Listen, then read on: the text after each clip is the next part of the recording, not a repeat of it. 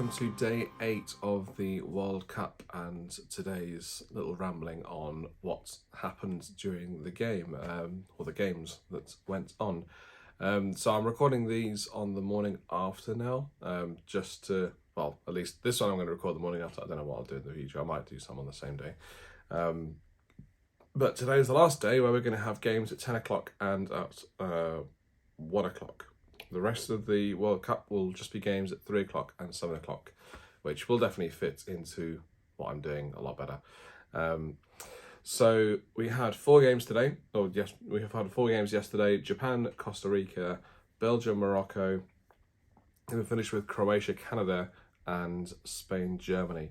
I'll run through them in chronological order because, well, actually, am I going to do that? I'll run through them in chronological order just because in terms of finishing the groups, I think it'll make sense later. So to start with, Japan, Costa Rica, which I missed. I was out. So it was apparently not a great game. Basically, Japan nullified a lot by Costa Rica and how they played, and then they went down the other end and scored. It is a bit of a shock because I think everyone thought going into this that Japan had the group kind of all to themselves, really. If they won this game, they would be through and put a lot of pressure on Germany in their game. And that's kind of what I was hoping for, really, just to kind of add a bit more, what's the word I'm looking for? Add a bit more jeopardy to that Spain-Germany game. As it turns out, that was not the case. We had a Spain-Germany game that was pretty good, but it could have been a lot better had there been the jeopardy that if Germany failed to win, then they probably would be out.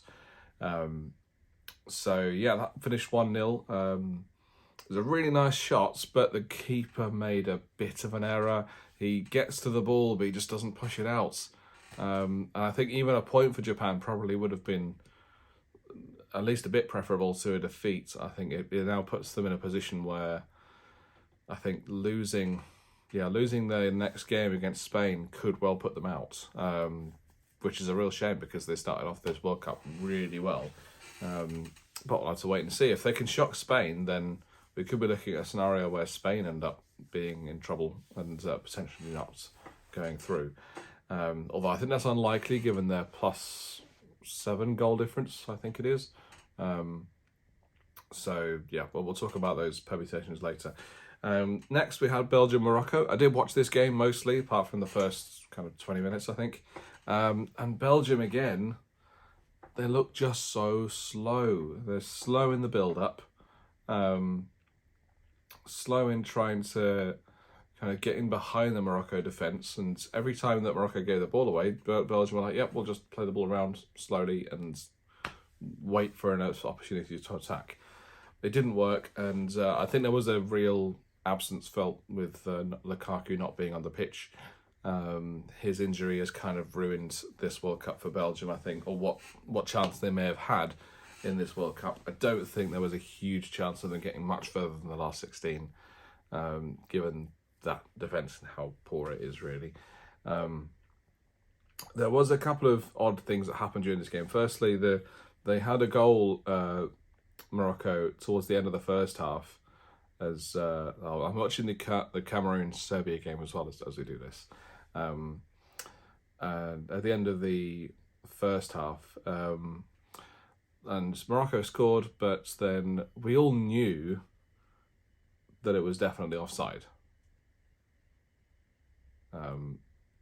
We all knew it was definitely offside, but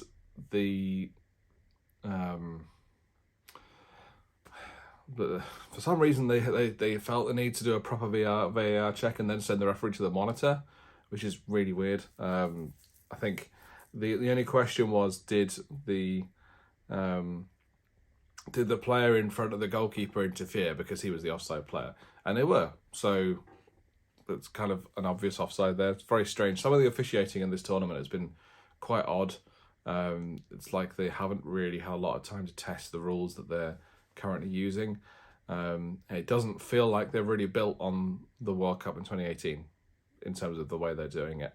There's been a lot of odd decisions and odd methods of doing things, which have taken a lot of time and then resulted in a lot of this injury time that we've been talking about. So if you look down the Belgium team, so we had at the back, I don't even know who the goalkeeper was, but we had the centre-backs, Vertonghen and Alderweireld, so slow and not really providing the cover that they need if they're going to be an aggressive team like they have been for the last kind of 4 to 6 years. And then selecting Onana and Witsel in midfield was very strange to me. Against this Morocco team, you want as much creativity as possible. Don't think Onana really provides that. He provides a bit of a bite in trying to get into the game, but Tielemans is the creative spark in this midfield, apart from De Bruyne. But De Bruyne kind of plays a bit further forward. So I don't know why they didn't play Tielemans. I know he didn't play massively well in the last game, but surely you play your creative players in a game that is going to be asking you, how can you break down a deep defence? So it's a real shame not to see Tielemans play from the start. He did come on towards the end of the game, but I think by then it was too late. They were chasing the game and Tielemans wasn't going to be able to affect the game the same way at that point. And Batshuayi hasn't scored over 10 goals in the season, apart from last season. Which is really strange given he's been playing for a long time now. He's 29 and he's not the answer for this Belgium team. I couldn't believe there is De Ketelaere who plays for Napoli who's an alternative to Batshuayi, but I don't think he's amazing either. But it's just crazy that Belgium have been reduced to this now, where they're relying on Batshuayi to score goals for them, and he's not really a goal scorer. He's never been a goal scorer. So not great from Belgium. As far as Morocco are concerned, fantastic result for them. They ended up winning the game 2-0. 2 fairly late goals, but they're fully deserved. Ziyech and Boufal were both absolutely brilliant on the wings. I was really surprised that they brought Boufal off about 20 minutes before the end, but they ended up, I think, as I said, they went off to go on to win the game. And then it was exactly the same free kick routine as the disallowed goal earlier, where they just put a direct free kick in towards the goalkeeper and then have someone running behind the defence and in front in the line of the ball, and maybe hit it, but maybe not hit it, but enough that you cause a lot of confusion for the goalkeeper. And they must have read up onto something that Courtois is weak at when it comes to defending from these free kicks. It might just be a generic goalkeeper thing. When you have a fast ball coming in, if you have a player running across that line of the ball, it distracts the goalkeeper, as Cameroon are in on goal here, and they might score. No, never mind. It's a good save.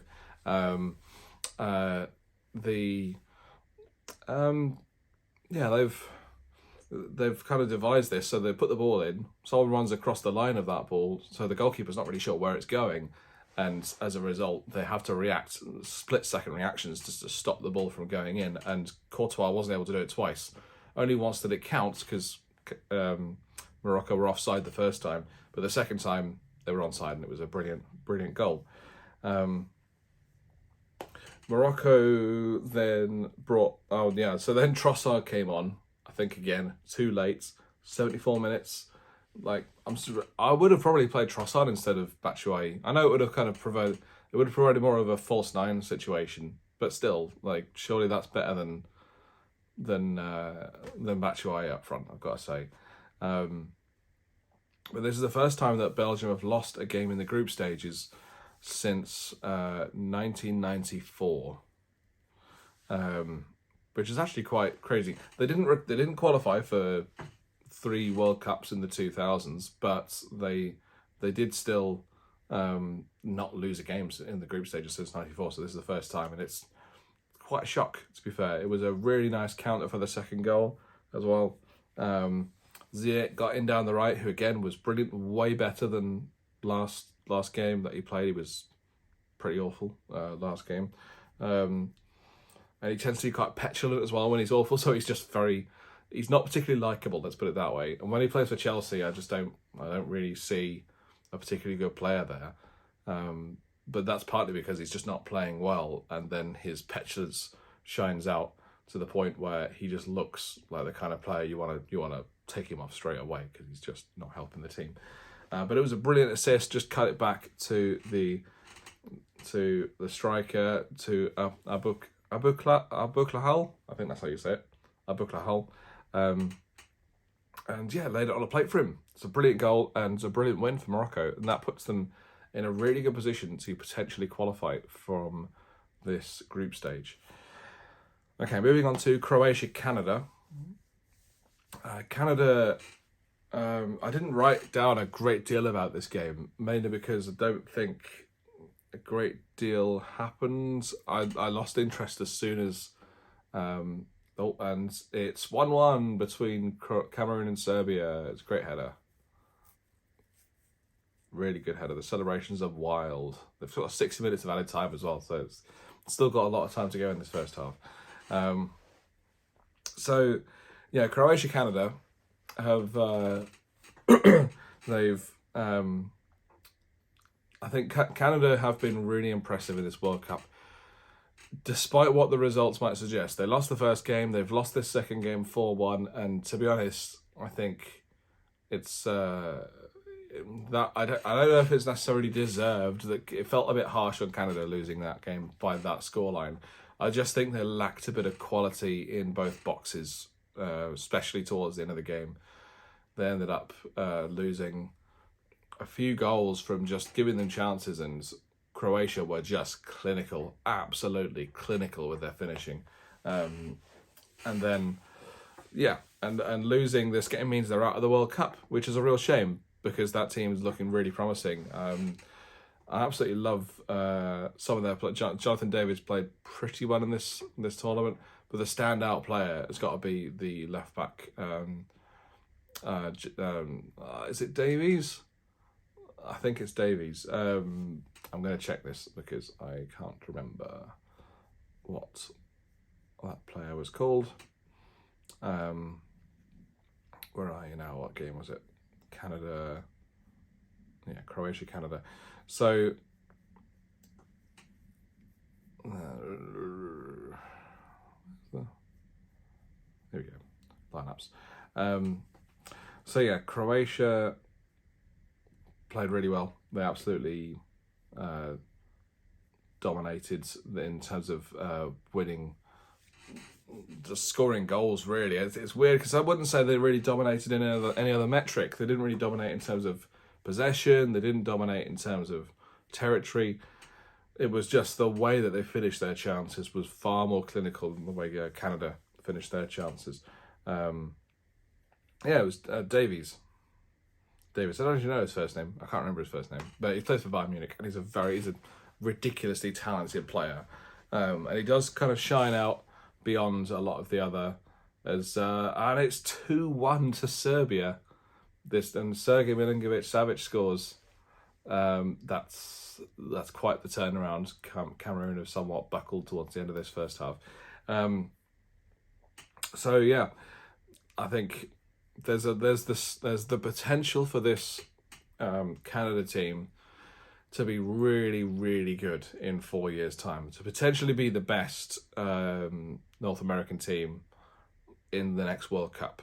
And that's saying a lot because you've got the US playing at home and you've also got Mexico playing at home as well. They'll all be hosting that World Cup. But Canada have done a really good job of bringing in some really nice young talents. Jonathan David looks really good. Davies is obviously really good. Hutchinson looked really good in midfield. And then I thought Milo looked pretty good as well. His leadership skills were really on the fore in this game, really trying to encourage his team even when they went 2-1 down and 3-1 down. And in the end, it was just a bit of lack of quality and a bit of poor defending in the end cost them in this game. As far as Croatia are concerned, they hit back after a lot of critics after the first game against Morocco where they drew 0-0 and really didn't look that great. They didn't look like they were going to score in that game if they played it for the whole day, really. Whereas today, Modric was very good. So I think that midfield were allowed to kind of dominate the game a lot more than the game against Morocco. Modric, Brozovic and Kovacic. And then Perisic looked pretty good. Kramaric, I think, was probably one of the best players. He did particularly well in scoring the goals, and then Kovacic did very well as well. It's really weird though, because Croatia aren't this kind of team. It's nothing like France, who you can say, yes, they're an absolute standout player, they're an amazing player. There isn't that kind of player in this Croatia team. But as a team, they just play as Serbia in again. Surely it's not another one. Oh goodness. As a team, Croatia make up way more than some of their parts. I think they've got some really good players. Obviously, a lot of Premier League quality in there. But I don't really think, like, if you ask me, so who was the best player in that team yesterday? I couldn't tell you. Honestly, I could not tell you. They just are so clinical. They work really well. I think Kramaric scoring the 2 goals for me is the one who would get a man of the match. Weirdly, he didn't do that on the BBC Sport website. It was Kovacic who got it. Weirdly, but yeah, I think they've played pretty well, and now they set themselves up with this game against Belgium. Now this is jeopardy written all over it, because basically whoever loses this game could potentially go out. I say potentially because it does kind of go down to goal difference, and we're going to talk about the ramifications for this group now, because it's really, really close. Apart from Canada, who are out, unfortunately.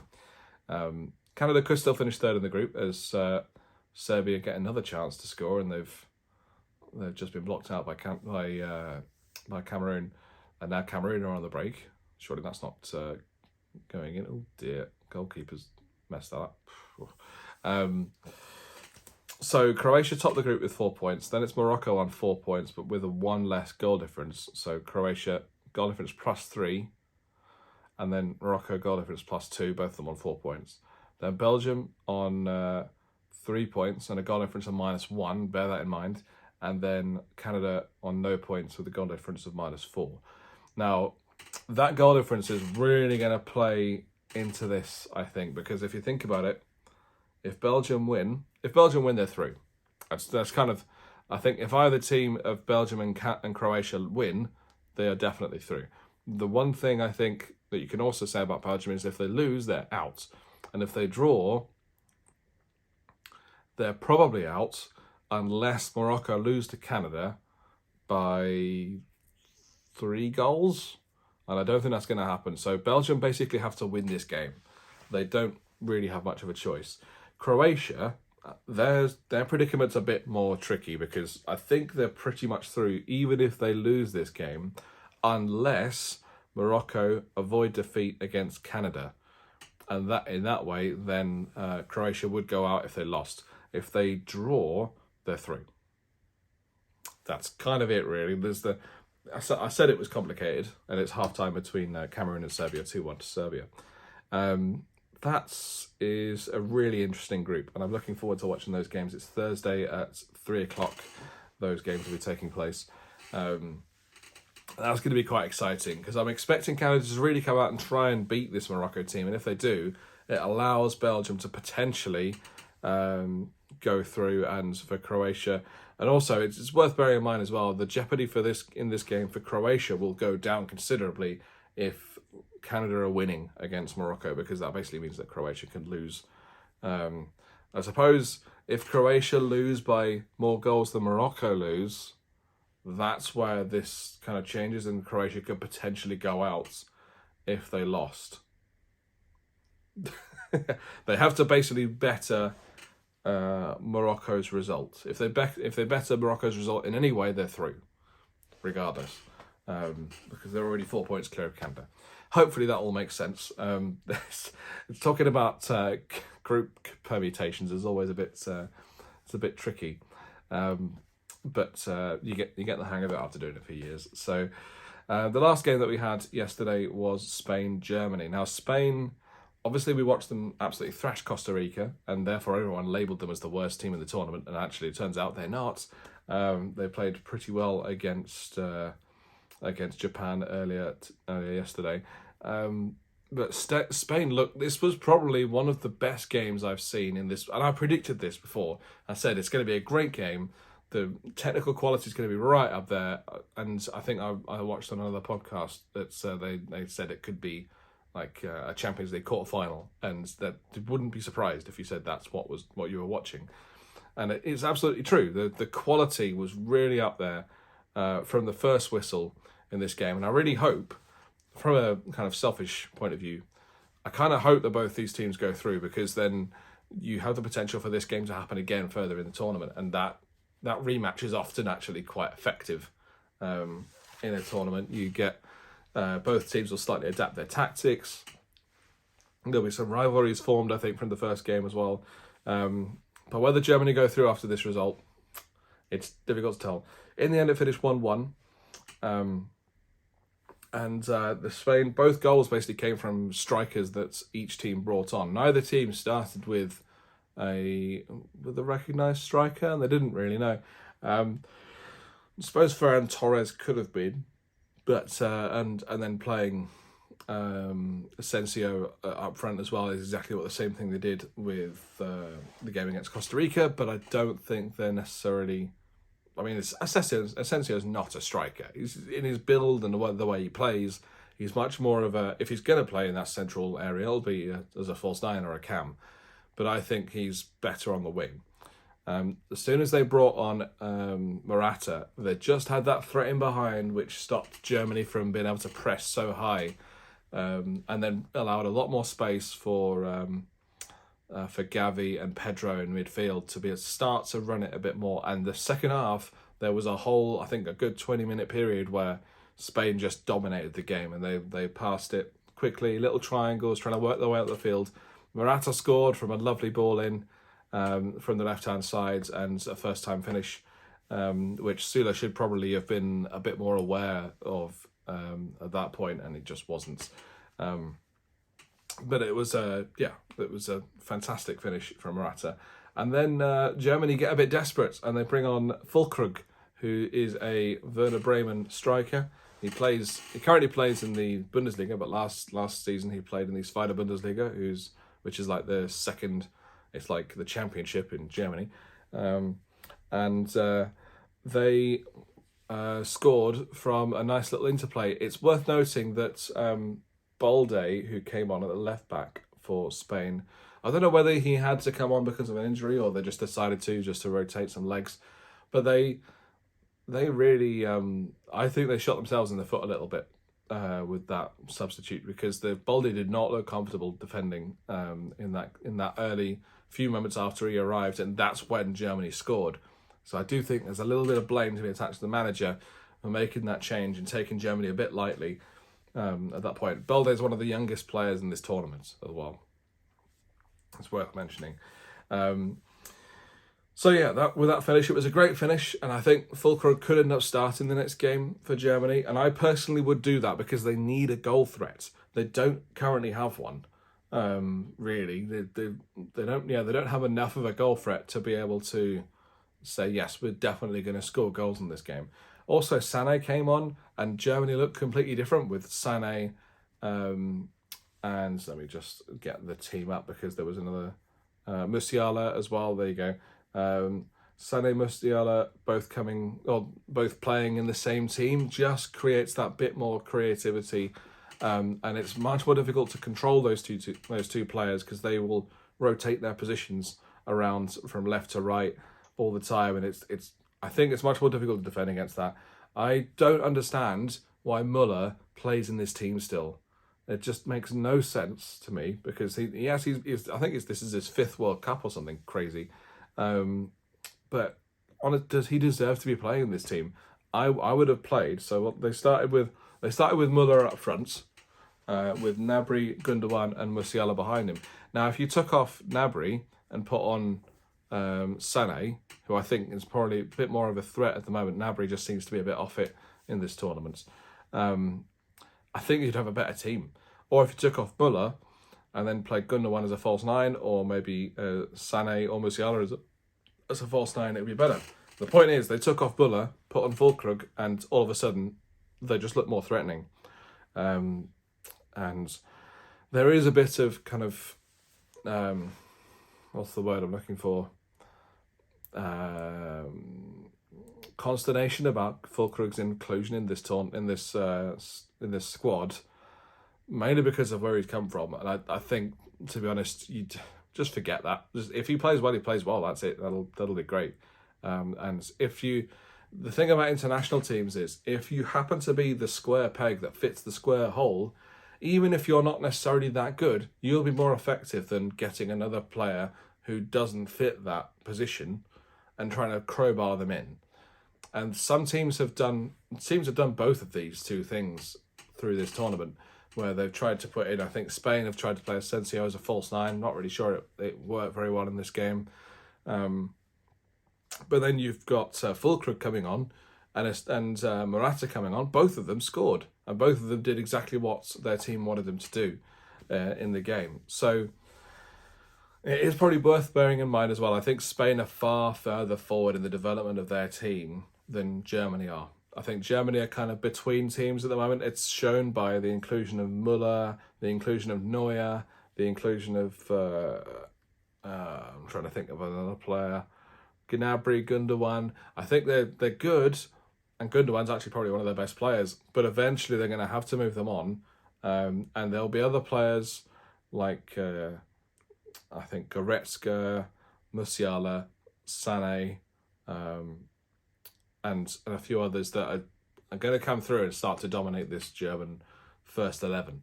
And they just need to kind of have an established first 11. They are working, as I mentioned last time that Germany played, they are working towards the Euros in 2 years' time.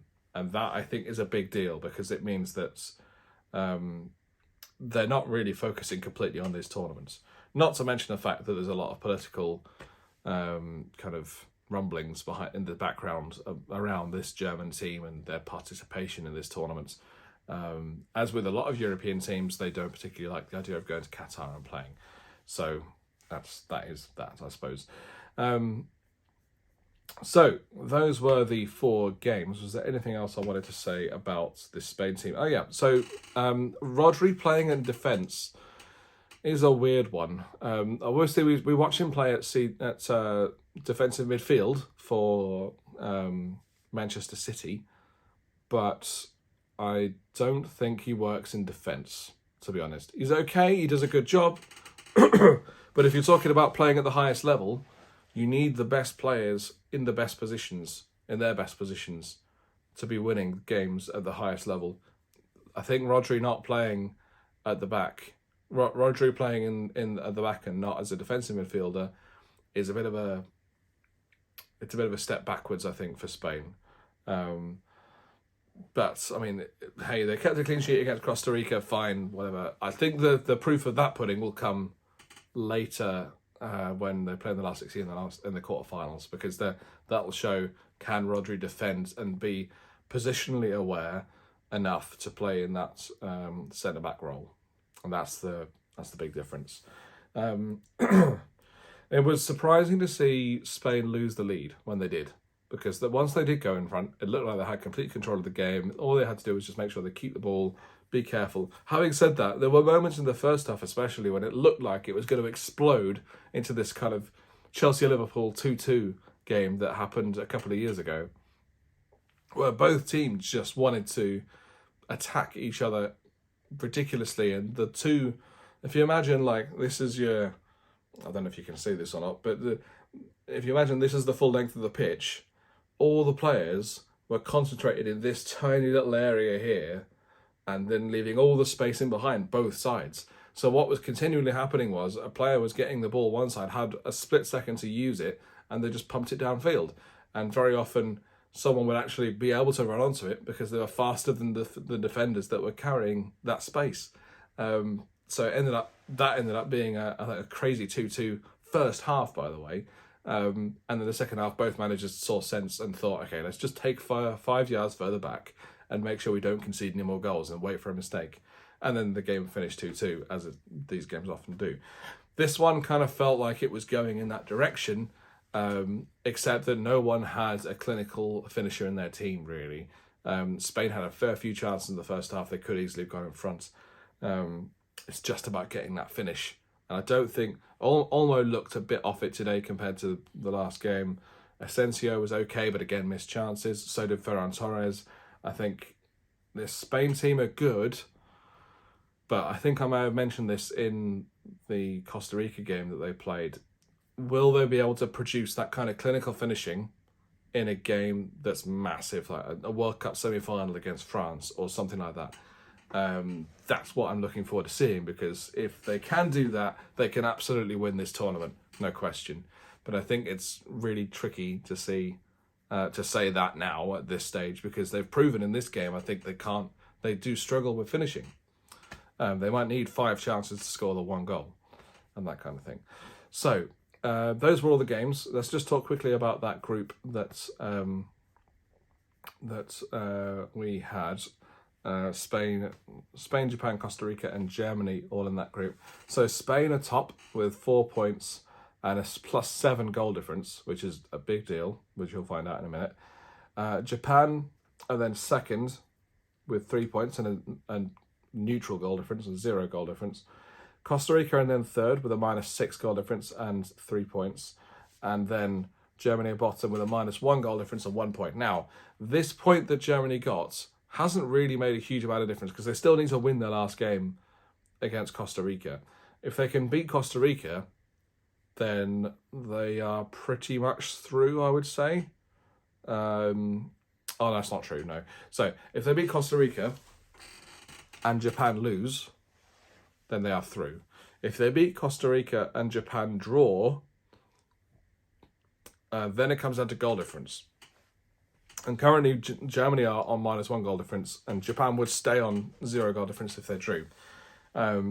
So, if Japan drew, then the goal difference would they would basically have to win by 2 goals, or by 1 more. No, it has to win by 2 goals, 2 clear goals. It wouldn't matter too much how that worked. But yeah, just win by 2 goals against Costa Rica, Germany would go through, and if Japan and Spain drew, then Spain would still top the group on 5 points. As far as Japan's concerned, obviously if they win, they go through, and that means that Germany would more or less be out regardless of their result against Costa Rica, because they would have to overcome an 8 goal difference swing, basically. They'd have to have an 8 goal difference swing against Spain, which is not going to happen. That's why that 7-0 win against Costa Rica is really valuable at this stage of the tournament, because Spain go into this game knowing basically a point gets them through. Arguably, losing might also get them through as well. If Spain lose, what they don't want is a Costa Rica draw or Costa Rica win, because then they'll be out. But if they lost and Germany won, they'd be through. If they lost and Costa Rica drew, actually if they lost and Costa Rica drew, Spain would also be through, because their goal difference would be better. So really, Spain are pretty much through. It's very difficult to find a way to say that Spain are definitely out, or have a chance really of going out of this tournament, apart from 2 crazy results, which would end up leaving Japan and Costa Rica going through from this group, which is insane. I would be so surprised. I would be so surprised if that is how it works, but we'll see. So this group's looking pretty good, but I do think the Japanese been taken out a bit by that Japan-Costa Rica result, because now it means that basically I'm expecting a Spain and Germany win and Spain and Germany to go through. And that would be quite boring, but it is what it is. But then it does kind of contribute to this idea I had earlier, that Spain and Germany facing each other later on in the tournament would actually be really cool. It'd be a great game to watch. So, looking to the last games of this round of fixtures, today, as I'm recording this on the Monday, we're just watching Cameroon take on Serbia, and it's currently 2-1 to Serbia. It's weird actually, it says 1-1 here. It's 2-1 to Serbia. It's currently 2-1 to Serbia, so a win for Serbia would actually put them top of the group on 4 points. and then put the pressure on Brazil and Switzerland later for that game. And then we've got Brazil or Switzerland at 4 o'clock. And then in Group H, Portugal this evening are taking on Uruguay, whilst South Korea take on Ghana before then. Now, South Korea probably need to get a win here. If they stand any chance of winning, or qualifying, sorry, from this group, they need to beat Ghana, because then it comes down to the Portugal game, and I wouldn't expect South Korea to get any points from that. But it does look a little bit kind of tricky. As I mentioned before, can South Korea, even if they did finish second, could they trouble Brazil at all? I doubt it.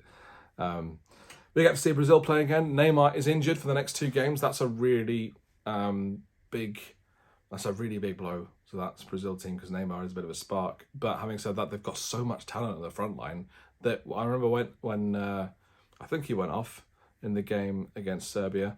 I don't think he looked it didn't look that bad. But the Brazil looked pretty good still. And they actually probably looked more threatening when he was off the pitch than when he was on it. So, but I think that's partially a bit of bias on my part, because Gabriel Jesus and Martinelli were on the pitch. There's a chance then that Jesus might play. Richarlison obviously scored the 2 goals. So he definitely will play.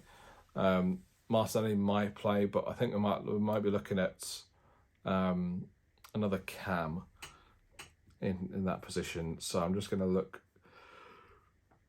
at their lineup from the last game and see who could potentially fill that role that Neymar had. It's tricky. Bruno Guimaraes, possibly. Fred, possibly. I think that's too defensive though for this game. There's not really a lot. Maybe Jesus, maybe Rodrigo. Rodrigo looked really good as well when he came on. So there's quite a lot of options there. I very much doubt they'll keep the same formation though, because I think it's difficult to find another player that could do that role, that Neymar role, behind Richarlison. So you might end up seeing Jesus and Richarlison playing together possibly in this game. But yeah, that is all of the games from yesterday. Currently it's 2-1 to Serbia. We just started the second half. I'm going to settle down and watch the rest of this game. And I will bring you another video either tonight or tomorrow. I haven't decided yet. Probably tomorrow, because I'm going to be quite tired. And yeah, enjoy the last games of match day 2. And we'll be starting match day 3 tomorrow, with the first time we'll be seeing concurrent games being played. If you enjoy this video, please hit the like button.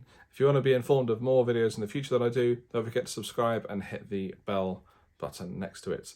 And if you had any comments on what was going on today with all the games, then leave them below. Who do you think is going to win the World Cup? I think we're on that point. I'm going to discuss that after match day 2's finished results tomorrow. Or today, sorry. I'm going to discuss who I think might win the World Cup based on this next level of games. Maybe do a bit of a power ranking system. But for now, thanks for watching, and I'll see you later.